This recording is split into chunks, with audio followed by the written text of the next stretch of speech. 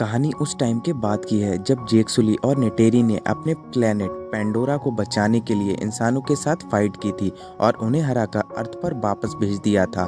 जेक को अपनी साथी डॉक्टर ग्रेस की अवतार से पैदा हुई एक बच्ची मिलती है जिसका नाम वो लोग किटी रखते हैं और जेक अपने पहले बेटे का नाम नेटेर रखता है। यहाँ के सभी नावी का मानना होता है उन सभी की जिंदगी यहाँ की देवी एबा की वजह से है और उनकी हर सांस उनकी देवी के लिए ही है। इन लोगों की जिंदगी ऐसे ही खुशी से कट रही थी।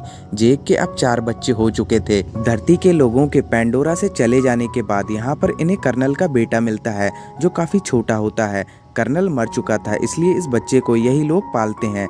जेक इस बच्चे का नाम स्पाइडर रखता है। वो भी जेक के बच्चों के साथ खेलता था।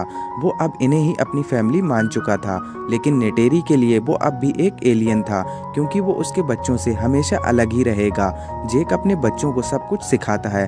तभी एक दिन जेक को आसमान से एक चमकता तारा दिखाई देता है, लेकिन वो काफी तेजी से आगे बढ़ रहा था।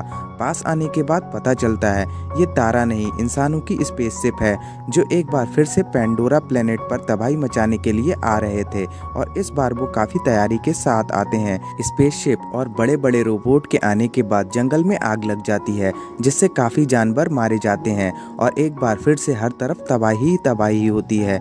इसके अगले सीन में हम एक अवतार को लैब में होश में आता हुआ देखते हैं और वो आउट ऑफ कंट्रोल हो जाता है।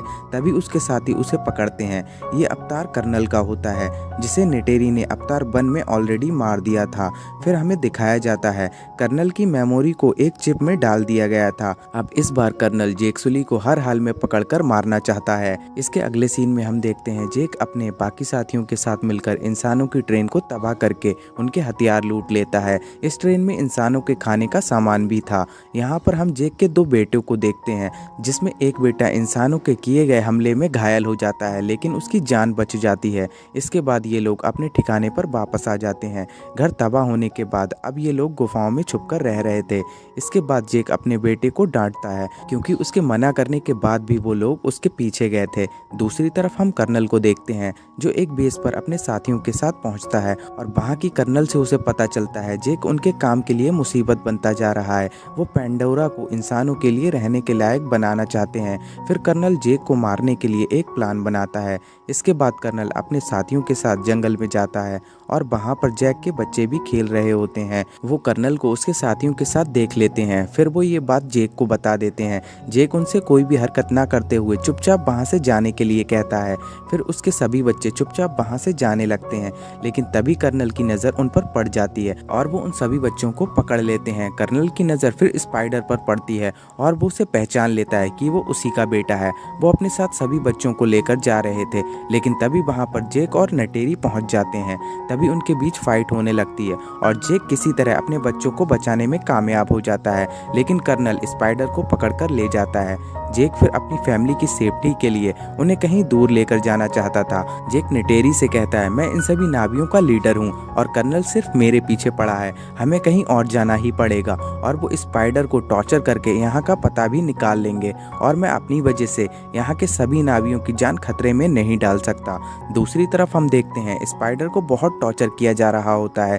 तभी कर्नल कहता है ये इंसान ही है और हम इससे इंसानों की तरह बात कर सकते हैं। फिर कर्नल उसके पास आकर उसे बताता है कि तुम मेरे बेटे हो और मैं ही तुम्हें यहाँ पर छोड़ कर गया था, वो मेरी गलती थी और वो स्पाइडर को समझा बुझाकर मना लेता है। दूसरी तरफ जेक अपने कबीले का मुखिया किसी और को बनाकर अपनी फैमिली को लेकर निकल जाता है। काफी दूर जाने के बाद वो पानी वाले नावियों के बीच पहुंचता है। यहाँ के नावियों की बॉडी का कलर भी अलग होता है और वहाँ के सभी नावी जेक और उसकी फैमिली को देखकर उनका मजाक उड़ाते हैं। कुछ टाइम के बाद वहाँ पर उन सभी का मुखिया आता है और जेक उससे बात करके वहाँ पर रहने की परमिशन मांगता है। मुखिया कहता है हम लोग पानी में भी रहते हैं और तुम लोग जंगल में रहने वाले हो, तुम यहाँ पर नहीं रह सकते। लेकिन जेक कहता है हम बहुत ही जल्दी ये सब कुछ सीख जाएंगे। फिर वहाँ का मुखिया मान जाता है और अपने बेटे से यहाँ के सभी तौर तरीके जेक की फैमिली को सिखाने के लिए बोलता है। अगले ही दिन उन लोगों की ट्रेनिंग शुरू हो जाती है और ये नावी पानी वाले क्रेचर से अपनी चोटी जोड़कर काफी अंदर तक जा सकते थे। शुरुआत में इन सभी लोगों को काफी परेशानी होती है, लेकिन किटी पानी में आसानी से रहती है। जेक भी उस मुखिया के साथ पानी वाले क्रेचर की सवारी करने की ट्रेनिंग कर रहा था, लेकिन उसे भी ये सब सीखने में बहुत मुश्किल का सामना करना पड़ रहा था। दूसरी तरफ कर्नल अपने बेटे स्पाइडर के साथ इकरान चुनने के लिए आता है, जिससे वो पूरी तरीके से एक नाबी बन जाए। फिर उसे एक इकरान चुन लेता है।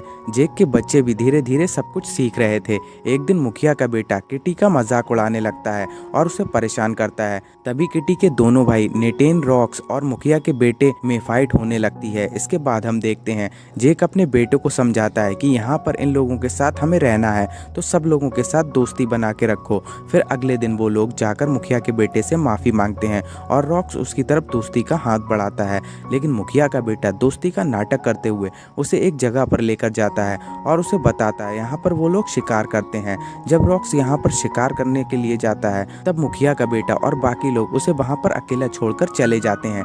जब वो एक मछली का शिकार कर रहा होता है, तब वो देखता है बाकी सभी लोग उसे छोड़कर जा चुके हैं और अब वो वहाँ पर अकेला है। तभी अचानक से एक बड़ी सी मछली उस पर हमला करती है और वो अपनी जान बचाकर भागने लगता है। फिर वो एक पत्थर के बीच में छुप जाता है, लेकिन वहाँ पर उसकी सांसें बंद हो रही थी, इसलिए वो फिर से बाहर आ जाता है। लेकिन तभी वो मछली फिर से उसकी तरफ आने लगती है। फिर जैसे ही वो मछली उसे मारने वाली थी, तभी एक बहुत ही बड़ी व्हेल आकर उस मछली पर अटैक कर देती है और उसे मार डालती है। लेकिन रॉक्स की सांसें अब बंद हो रही थी और वो डूबने लगता है। लेकिन जब उसे होश आता है, तब वो खुद को उस व्हेल के ऊपर पाता है। फिर वो उस व्हेल को थैंक यू बोलता है। इसके बाद उसकी नज़र व्हेल पर फंसी एक हुक पर पड़ती है। फिर वो जाकर उसे वहाँ से निकाल देता है। अब वो व्हेल उसकी दोस्त बन चुकी थी। फिर वो व्हेल उसे सभी लोगों के पास पहुंचा देती है और वहाँ पर सभी लोग रॉक्स को ढूंढ रहे थे। तभी अगले सीन में हम देखते हैं मुखिया अपने बेटे को सजा देने की बात करता है, लेकिन रॉक्स कहता है इसमें सारी गलती मेरी ही है। उसकी बात को सुनकर मुखिया का बेटा भी अब सच में उसका दोस्त बन चुका था। फिर अगले दिन रॉक्स सबको बताता है एक व्हेल ने उसकी जान बचाई थी, जिसके ऊपर का फिन कटा हुआ था। रॉक्स की बातें सुनकर मुखिया की बेटी समझ जाती है और वो उसे बताती है उसे टुकून कहा जाता है, लेकिन जिस व्हेल को उसने देखा था उसका नाम पाइकन है, जिसे सबसे अलग और अकेला कर दिया गया है क्योंकि उसने बहुत सारे नावियों को मारा था और उसे सभी हत्यारा कहते हैं। लेकिन रॉक्स इस बात को नहीं मानता क्योंकि उसने उसकी जान बचाई थी। इसके बाद हम देखते हैं रॉक्स उसके पास जाता है और उससे पूछने लगता है कि उसे अकेला क्यों कर दिया गया। फिर पाइकन उसे लेकर समुद्र की गहराइयों में चला जाता है। दूसरी तरफ हम देखते हैं कर्नल अपने सभी साथियों के साथ हर जगह जेक को ढूंढ रहा था। फिर हर जगह ढूंढते हुए एक दिन कर्नल उस आइलैंड के पास पहुंच जाता है और वहां के नावियों को टॉर्चर करके जेक की फोटो दिखाकर उनसे पूछने लगता है, लेकिन कोई भी उन्हें कुछ भी नहीं बताता। इसलिए कर्नल और उसके साथी उनके पूरे कबीले को ही जला देते हैं। जेक उसी आइलैंड के दूसरी साइड पर रह रहा था। वहां का मुखिया जेक के पास जाकर उसे बताता है वो लोग उसे ढूंढते हुए उनके आइलैंड पर पहुंच चुके हैं। जब वहां के नावी कर्नल को कुछ नहीं बताते हैं, तब उसे एक आइडिया आता है और वो वहां के टुकून का शिकार करने के बारे में सोचता है ताकि वहां के नावी उसकी ताकत को पहचान सकें। दूसरी तरफ रॉक्स पाइकन के साथ अपना बॉन्ड बनाकर जानता है कि पाइकन को सबसे अलग क्यों किया गया। तभी रॉक्स देखता है पाइकन पर हंटर्स ने अटैक किया था, जिसमें काफ़ी सारे नावी मारे गए थे, लेकिन सभी नावियों ने उस टुकून को हत्यारा समझ लिया। इसके बाद हम कर्नल को टुकून का शिकार करता हुआ देखते हैं और फिर वो उस टुकून के अंदर से कोई फ्लूइड बाहर निकालते हैं, जिसके इस्तेमाल करने के बाद इंसान की उम्र धीरे धीरे बढ़ती है और इस फ्लूइड की कीमत करोड़ों डॉलर में है। फिर वो लोग उस टुकून की लाश को उस आइलैंड के पास फेंक देते हैं, जिसे देखकर वहाँ के सभी नावी काफ़ी ज़्यादा दुखी हो जाते हैं और जेक को भला बुरा कहने लगते हैं। वहाँ का मुखिया उन सभी को समझाता है। फिर सभी नावी इंसानों के साथ लड़ने का डिसाइड करते हैं, लेकिन जेक उन सभी को समझाता है कि हम उनके साथ लड़कर जीत नहीं सकते क्योंकि उनके पास हाईटेक हथियार हैं। रॉक्स को पाइकन की फिक्र हो रही थी, इसलिए वो उससे मिलने के लिए जाता है, लेकिन उसके भाई बहन उसे वहाँ जाने से मना कर रहे थे। फिर वो सभी उसे रोकने के लिए उसके पीछे जाने लगते हैं। तभी वो लोग वहाँ पर जाकर देखते हैं पाइकन को एक डिवाइस लगा हुआ है, जिससे पाइकन हिल नहीं पा रहा था। फिर वो डिवाइस निकालने की कोशिश करते हैं और वो देखते हैं एक शिप तेजी से उनकी तरफ आ रही है। रॉक्स ये देखकर जैक को बताता है। जैक फिर सभी नावियों को लेकर उनकी तरफ जाने लगता है। रॉक्स और उसके भाई बहन बहुत मुश्किल से उस डिवाइस को पाइकन के शरीर से निकालते हैं, लेकिन अब कर्नल के लोग उनके पीछे पड़ चुके थे क्योंकि वो लोग इन्हें पकड़कर जेक तक पहुंच सकते थे। वो सभी वहां से भागने की कोशिश करते हैं, लेकिन फिर भी उनके जाल में फंस जाते हैं। फिर कर्नल अपने इकरान की मदद से उन सबको उठाकर अपनी शिप पर ले आता है और उन्हें शिप पर पर बांध देता है। फिर वो जेक को अकेले ही अपने पास बुलाता है। जेक फिर अकेला ही उसके शिप की तरफ बढ़ने लगता है, लेकिन तभी अचानक से पाइकन उस पर हमला कर देती है और पूरे शिप पर तोड़फोड़ होने लगती है।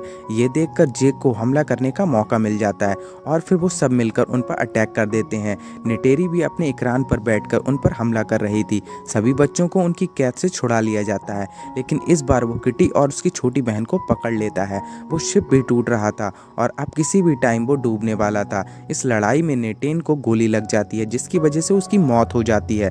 उधर जेक की दोनों बेटी कर्नल के कब्जे में थीं। जेक और नेटेरी गुस्से के साथ कर्नल को मारने के लिए निकल पड़ते हैं। फिर वो शिप पर पहुंचते ही उन सभी पर हमला कर देते हैं, लेकिन कर्नल किटी की गर्दन पर चाकू रखकर उन दोनों को रुकने के लिए बोलता है। तभी नेटेरी स्पाइडर को पकड़कर उसे मारने की धमकी देती है, जिसे देखकर कर्नल किटी को छोड़ देता है। जेक फिर सभी को वहां से जाने के लिए कहता है और खुद कर्नल के साथ लड़ने लगता है। अब वो शिप पूरी तरह से पलटने वाली थी और वो सभी उसके अंदर फंसने वाले थे। जेक फिर कर्नल को मारने के बाद पानी में ही छोड़ देता है, लेकिन अब उसकी सांसें भी बंद हो रही थी। उसे बाहर निकलने का कोई भी रास्ता नहीं मिल रहा था। दूसरी तरफ नेटेरी भी अपनी सबसे छोटी बेटी के साथ शिप में फंसी हुई थी, क्योंकि उसे भी बाहर जाने का रास्ता नहीं मिल रहा था। तभी उसके पास किटी आती है और उन दोनों को अपने साथ बाहर निकाल लेती है। दूसरी तरफ जेक को उसका बेटा रॉक्स बाहर निकाल लेता है। इसके बाद हम देखते हैं कर्नल को उसका बेटा स्पाइडर बाहर निकाल लेता है। उसे ना चाहते हुए भी कर्नल को बचाना पड़ता है, क्योंकि कर्नल ने उसकी जान बचाई थी जब नेटेरी ने उस पर चाकू रखा हुआ था। फिर कर्नल स्पाइडर को अपने साथ चलने के लिए कहता है, लेकिन स्पाइडर उसके साथ जाने से मना कर देता है और फिर से जेक की फैमिली के पास आ जाता है। मूवी के लास्ट सीन में हम देखते हैं जेक के बेटे नेटेन को उनकी देवी एवा को सौंप दिया जाता है और जेक देखने लगता है जब उसके बेटे ने जन्म लिया था तब अपने हाथों से ही उसने उसे ऊपर उठाया था और अब अपने हाथों से ही उसे एवा को सौंपना पड़ रहा है। इसी के साथ मूवी एंड हो जाती है। आई होप आपको एक्सप्लेनेशन अच्छा लगा होगा। अगर आपको वीडियो पसंद आए तो प्लीज़ इसे लाइक कर दीजिए और चैनल को सब्सक्राइब कर लीजिए। मैं मिलता हूँ आपसे अगले वीडियो में।